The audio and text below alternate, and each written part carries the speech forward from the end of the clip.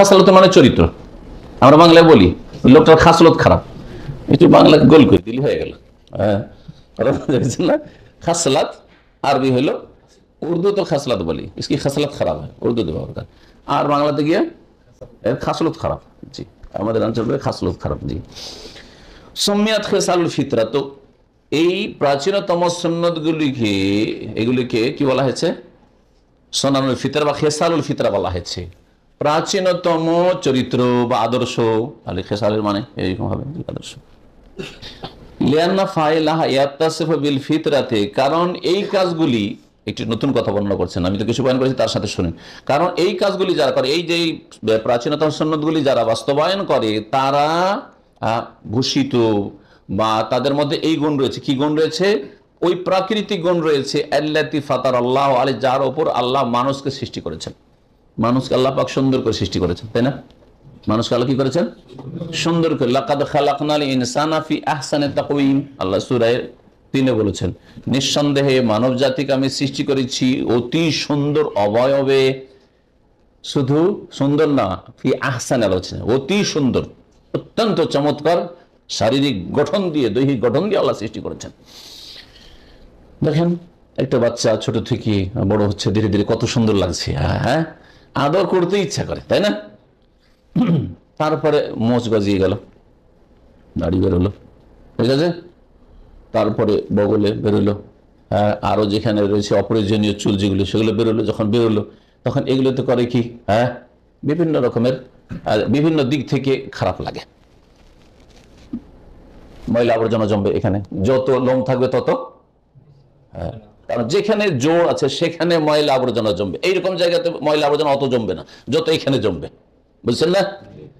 এখানে ময়লা জমবে, ঠিক না? ওই রকমই আপনার নাভির নিচের যে স্থানগুলো, সেখানে ময়লা আবর্জনা জমবে।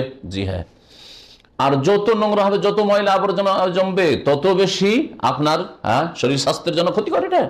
জি হ্যাঁ, এইরকমই মোজ যদি বড় বড় হয়ে যায় তো দেখতে ভালো লাগবে নাকি? হ্যাঁ, ভালো লাগবে। এই জন্য মোজ বের হওয়ার আগে ছেলেদেরকে দেখতে কত সুন্দর লাগে। 10 থেকে নিয়ে 14-15 বছরের ছেলেদেরকে দেখবেন, দেখতেই কত সুন্দর লাগে, লাগে না? লাগে না? হ্যাঁ, খুব সুন্দর লাগে। আর তারপরে যখন মোচ বেড়ে যায়, তখন চেহারা যে লাবণ্য সেটা কমে আসে। হ্যাঁ, কমে আসে।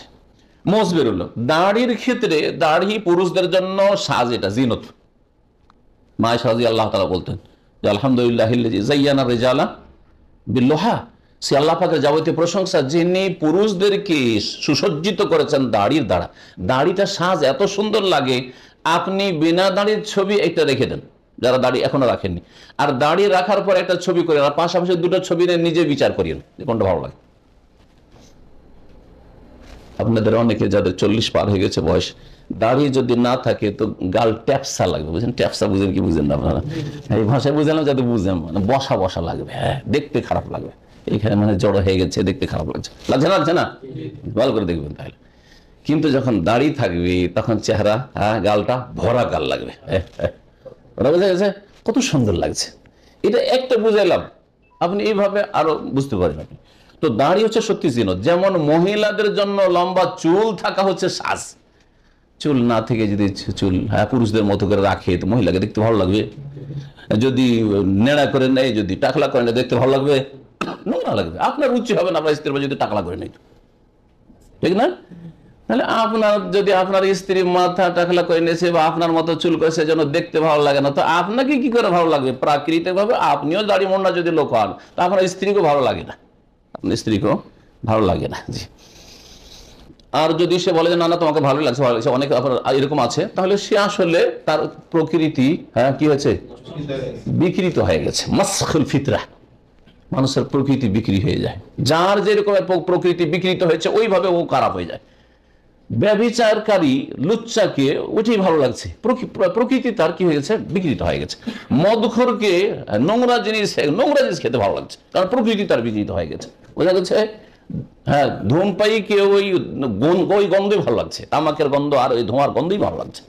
কিন্তু আপনি আপন মায়ের পেটের ভাই, যদি আপনার ধূমপান করার অভ্যাস না থাকে, গন্ধ বরদাস্ত করেন, তো আপনার তো মায়ের পেটের ভাই, তা বরদাস্ত করতে পারছেন না, বরদাস্ত করতে পারছেন না। কথা হচ্ছে আপনার ছেলে মেয়ে বরদাস্ত করতে পারছেন না।